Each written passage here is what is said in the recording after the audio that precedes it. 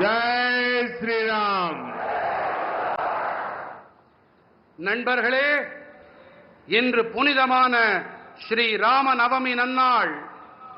சில காலம் முன்பாகத்தான் அயோத்தியிலே பிரம்மாண்டமான ராமர் ஆலயத்திலே ராம்லலாவுடைய திருவதனத்தின் மீது சூரியனின் கதிர்கள் அற்புதமான திலகத்தை பொழிந்தன. பகவான் ஸ்ரீ ராமனின் வாழ்க்கை, அவருடைய ஆட்சியிலிருந்து கிடைக்கக்கூடிய நல்லாளுகை குறித்த உத்வேகமாகியன தேசத்தை நிர்மாணிப்பதில் பெரிய ஆதாரமாக இருக்கின்றன. இன்று ராம நவமியாக இருப்பதால் என்னுடன் அனைவரும் முழங்குங்கள், ஜெய் ஸ்ரீராம். तमिलनाडु के संगम कालीन साहित्य में भी श्री राम के बारे में कहा गया है. मैं रामेश्वरम की इस पवित्र धरती से समस्त देशवासियों को रामनवमी की हार्दिक शुभकामनाएं देता हूं.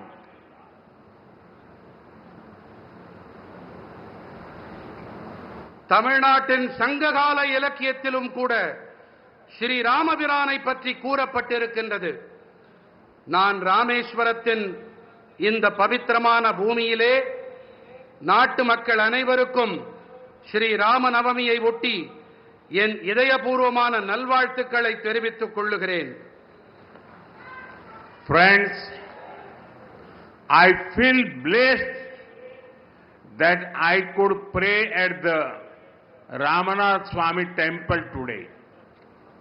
On this special day, I got the opportunity to hand over development project worth 8,300 crore rupees.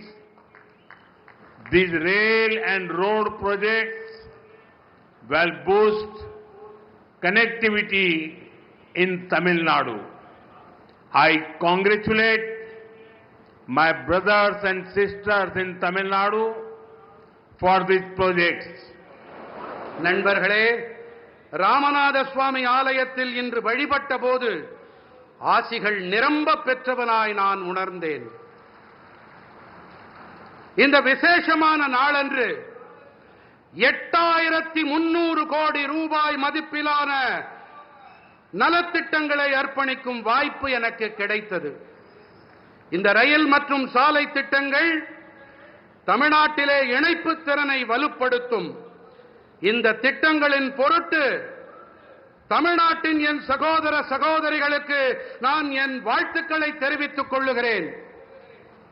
Friends, this is the land of Bharat Ratna Dr. Kalam. His life showed us that science and spirituality complement each other. Similarly, the new Pamban Bridge to Rameshwaram brings technology and tradition together. நண்பர்களே, இது Bharat Ratna doctor Kalam அவர்களின் பூமி.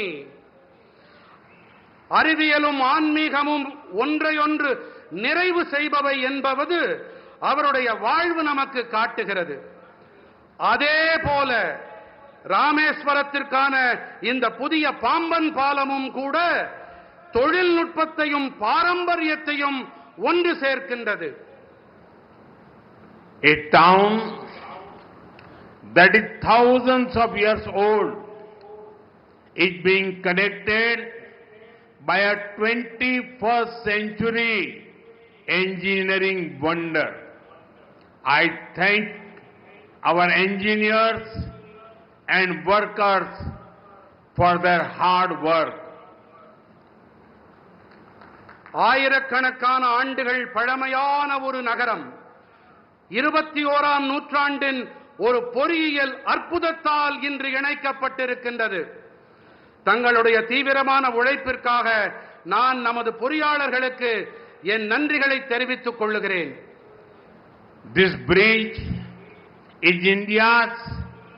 first vertical lift railway sea bridge.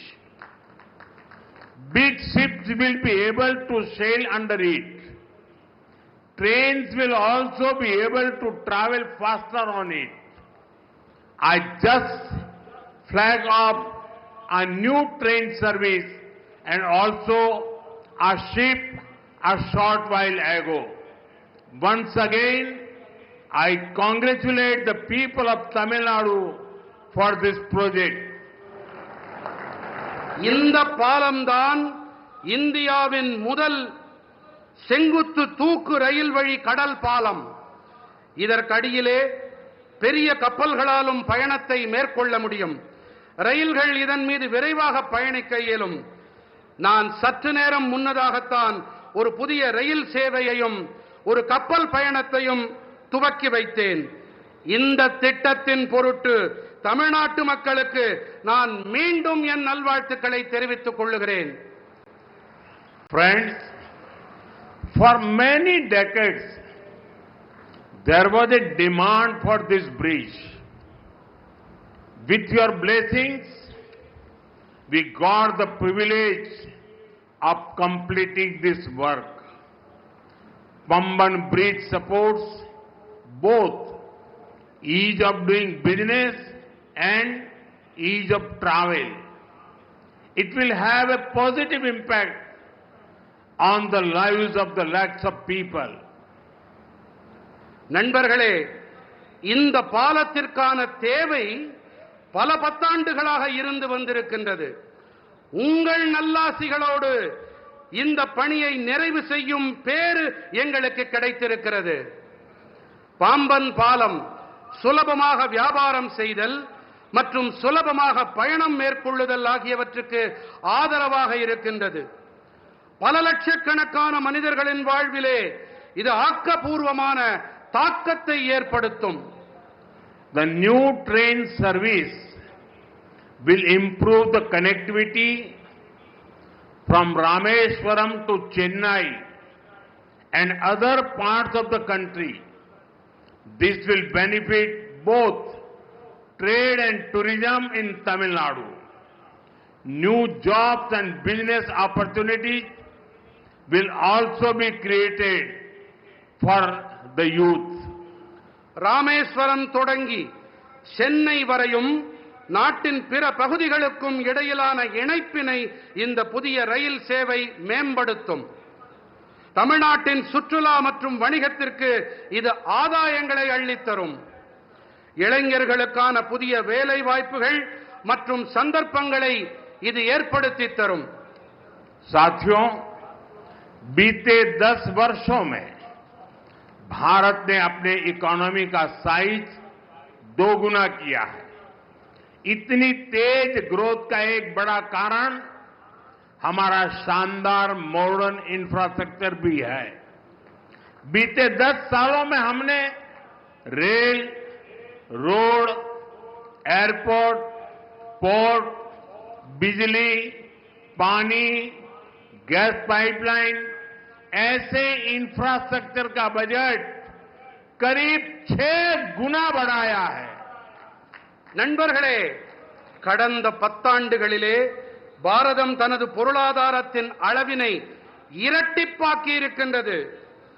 இத்தனை விரைவான வளர்ச்சிக்கான ஒரு பெரிய காரணம் என்று சொன்னால் நமது அருமையான நவீன கட்டமைப்பும் அதில் அடங்கும். கடந்த 10 ஆண்டுகளில் நாம் ரயில், சாலை, விமான நிலையம், துறைமுகங்கள், மின்னாற்றல், நீர், எரிவாயு குழாய்கள் போன்ற கட்டமைப்புகளுக்கான நிதி ஒதுக்கீட்டை 6 மடங்கு உயர்த்தி இருக்கின்றோம். आज देश में बहुत तेजी से मेगा प्रोजेक्ट पर काम हो रहा है. आप नॉर्थ में देखेंगे तो जम्मू कश्मीर में दुनिया के सबसे ऊंचे रेल ब्रिज में से एक चिनाब ब्रिज बना है. वेस्ट में जाएंगे तो मुंबई में देश का सबसे लंबा सी ब्रिज अटल सेतु बना है. ईस्ट में जाएंगे तो असम के बोगीबील ब्रिज के दर्शन होंगे और साउथ में आते हैं तो दुनिया के गिने चुने वर्टिकल लिफ्ट ब्रिज में से एक पम्बन ब्रिज का निर्माण पूरा हुआ है। இன்று தேசத்தின் மிக விரைவாக மெகா திட்டங்கள் தொடர்பான பணிகள் நடைபெற்று வருகின்றன. வடக்கிலே நீங்கள் பார்த்தீர்களானால் ஜம்மு காஷ்மீரத்திலே உலகின் மிக உயரமான ரயில் பாலங்களில் ஒன்றான சினாப் பாலம் அமைக்கப்பட்டிருக்கின்றது. மேற்கிலே பார்த்தீர்கள் என்றால் மும்பையிலே தேசத்தின் மிக நீளமான கடல் பாலமான அடல் பாலம் அமைக்கப்பட்டிருக்கின்றது. கிழக்கிலே கவனித்தோம் என்றால் அசாமின் போகிபீல் பாலத்தை நீங்கள் பார்க்கலாம். மேலும் தெற்கு நோக்கி பயணித்தால் உலகின் வெகு குறைவான செங்குத்து உயர்த்தல் கொண்ட பாலங்களில் ஒன்றான பாம்பன் பாலத்தின் நிர்மாணம் நிறைவடைந்திருக்கின்றது. इसी तरह ईस्टर्न और western freight corridor, dedicated freight corridor भी तैयार हो रहे हैं. देश की पहली बुलेट ट्रेन पर तेजी से काम चल रहा है. वंदे भारत, अमृत भारत और नमो भारत जैसी आधुनिक ट्रेनें रेल नेटवर्क को और आधुनिक बना रही है. இதைப் போலவே கிழக்கு மற்றும் மேற்கு பிரத்யேகமான சரக்கு போக்குவரத்து இடைவெளியும் கூட அமைக்கப்பட்டு வருகின்றது. தேசத்தின் முதல் புல்லட் ரயில் தொடர்பான பணிகளும் விரைவாக நடந்தேறி வருகின்றன. வந்தே பாரத், அம்ருத் பாரத் மற்றும் நமோ பாரத் போன்ற நவீன ரயில்களும் ரயில் வலைப்பின்னலை மேலும் நவீனப்படுத்தி வருகின்றன. साथियों, जब भारत का हर रीजन आपस में कनेक्ट होता है तो डेवलप्ड नेशन बनाने का रास्ता मजबूत होता है.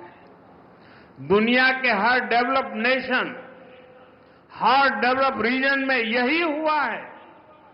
आज जब भारत का हर स्टेट आपस में कनेक्ट हो रहा है तो पूरे देश का पोटेंशियल सामने आ रहा है.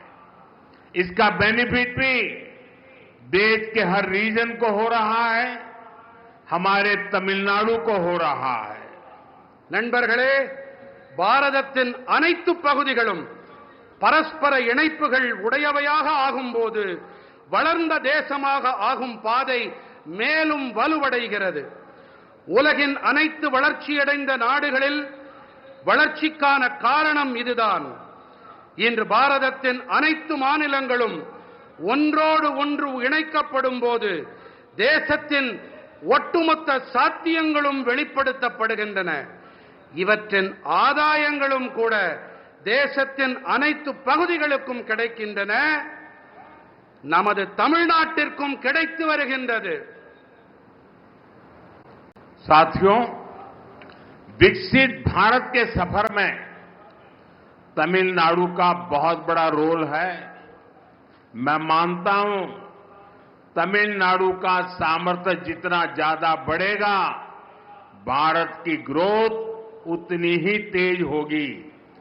बीते दशक में तमिलनाडु के विकास के लिए 2014 से पहले की तुलना में 3 गुना ज्यादा पैसा सेंटर से दिया गया है. जब इंडी अलायंस की सरकार थी, डीएमके उस सरकार में विराजमान थी, तब जितना पैसा मिला उससे 3 गुना मोदी सरकार ने दिया है. इससे तमिलनाडु की इकोनॉमिक और इंडस्ट्रियल ग्रोथ में बहुत बड़ी मदद मिली है. நண்பர்களே, வளர்ச்சியடைந்த பாரதம் நோக்கிய பயணத்தில் தமிழ்நாட்டிற்கென மிகப்பெரிய பங்கு இருக்கின்றது. தமிழ்நாட்டின் வல்லமை எத்தனை அதிகம் உயர்கிறதோ பாரதத்தின் வளர்ச்சியும் அந்த அளவுக்கு விரைவாகும் என்று நான் கருதுகிறேன்.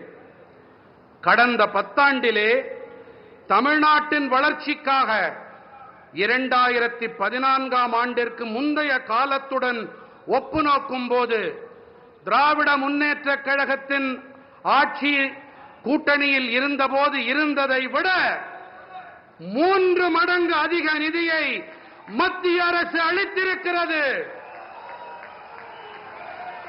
தமிழ்நாட்டின் பொருளாதாரம் மற்றும் தொழில்துறை வளர்ச்சிக்கு இது மிக அதிக அளவு உதவி இருக்கின்றது. साथियों, तमिलनाडु का इंफ्रास्ट्रक्चर भारत सरकार की प्रायोरिटी है. बीते 1 दशक में तमिलनाडु का रेलवे बजट 7 टाइम्स से ज्यादा इंक्रीज किया गया है. நண்பர்களே, தமிழ்நாட்டின் கட்டமைப்பு தான் பாரத அரசின் முதன்மை. கடந்த பத்தாண்டிலே தமிழ்நாட்டின் ரயில் துறை பட்ஜெட்டிலே 7 மடங்கிற்கும் அதிகமான அதிகரிப்பு செய்யப்பட்டிருக்கின்றது. इसके बावजूद भी कुछ लोगों को बिना कारण रोते रहने की आदत है, वो रोते रहते हैं.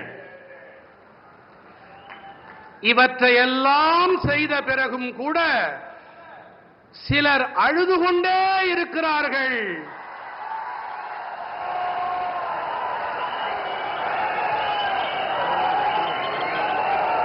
அவர்களால் அழ மட்டுமே முடியும். அவர்கள் அழுதுவிட்டு போகட்டும். 2014 से पहले रेल प्रोजेक्ट के लिए हर साल सिर्फ ओनली 900 करोड़ रुपीस ही मिलते थे. और आपको पता है उस समय इंडियन अलायंस के मुख्य कर्ता धर्ता कौन थे, ये आपको पता है.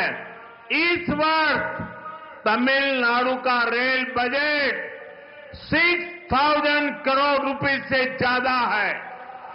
भारत सरकार यहां के 77 रेलवे स्टेशन को मॉडर्न भी बना रही है. इसमें रामेश्वरम का स्टेशन भी शामिल है. 2014ஆம் ஆண்டிற்கு முன்பு வரை ரயில் துறை திட்டங்களுக்காக ஒவ்வொரு ஆண்டும் வெறும் 900 கோடி ரூபாய் மட்டுமே கிடைத்து வந்தது. அப்போதெல்லாம் கூட்டணியிலே யார் ஆட்சியில் அமர்ந்திருந்தார்கள் என்பதை நான் கூற தேவையே இல்லை.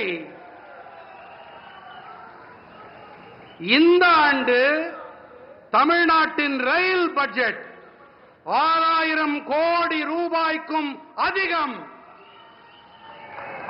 பாரத அரசு தமிழ்நாட்டில் இருக்கும் 77 ரயில் நிலையங்களையும் நவீனப்படுத்தும் பணிகளில் ஈடுபட்டு வருகின்றது. இதிலே ராமேஸ்வரம் ரயில் நிலையமும் இடம் பெற்றிருக்கின்றது. साथियों, लास्ट 10 इयर्स में प्रधानमंत्री ग्राम सड़क योजना के तहत गांवों के रोड और हाईवे के क्षेत्र में भी बहुत सारा काम हुआ है. 2014 के बाद तमिलनाडु में केंद्र सरकार की मदद से 4,000 किलोमीटर रोड्स बनी है. चेन्नई पोर्ट को कनेक्ट करने वाला एलिवेटेड कॉरिडोर शानदार इंफ्रास्ट्रक्चर का एक बेहतरीन उदाहरण बनेगा. நண்பர்களே, கடந்த 10 ஆண்டுகளிலே கிராமப்புற சாலைகள் மற்றும் நெடுஞ்சாலைகள் துறையிலே கூட ஏராளமான பணிகள் மேற்கொள்ளப்பட்டிருக்கின்றன. 2014ஆம் ஆண்டிற்கு பிறகு தமிழ்நாட்டிலே மத்திய அரசின் உதவியோடு 4000 கிலோமீட்டர் அளவுக்கு சாலைகள் போடப்பட்டிருக்கின்றன.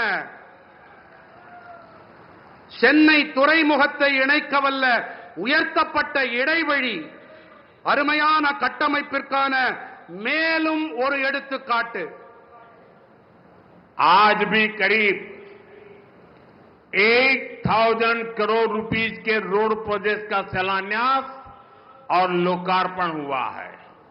ये प्रोजेक्ट तमिलनाडु के अलग अलग डिस्ट्रिक्ट के साथ ही आंध्र प्रदेश के साथ भी कनेक्टिविटी बेहतर करेंगे.